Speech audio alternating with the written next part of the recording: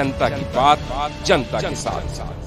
राज्यात दिवसेंदिवस अपघातांची संख्या वाढत चालली आहे। विशेष म्हणजे रात्रीच्या वेळी होणाऱ्या अपघातांना प्रामुख्याने वाहनांचे प्रखर हेडलाईट्स कारणीभूत ठरताना दिसत आहे। त्यामुळे याबाबत कठोर कारवाई करण्याची आवश्यकता आहे। हेडलाईट्सचे नियम। देशातील परिवहन विभागाने दुचाकी आणि चारचाकी वाहनांच्या हेडलाईटचे काही निकष निश्चित केले आहेत। त्यानुसार रात्रीच्या वेळी वाहन चालवत असताना किमान 70 ते 100 फूट अंतरावरील दृश्य चालकाला दिसेल इतक्याच क्षमतेचे हेडलाईट्स वापरण्याचे बंधन आहे।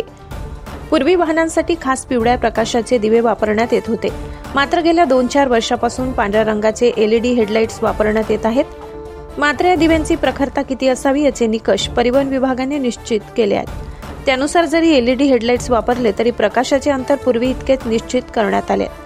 नियम धाब्यावर।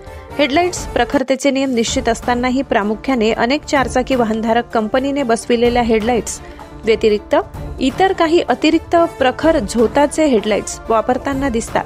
अनेक दुचाकीधारक तर कंपनीचे हेडलाईट्स सरळ काढून टाकून बेकायदेशीरपणे दुसऱ्याच प्रखर प्रकाश झोतांचे हेडलाईट्स वापरताना दिसतात। या हेडलाईट्सचा प्रखर प्रकाश 150 ते 250 फूट अंतरापर्यंत पडतो।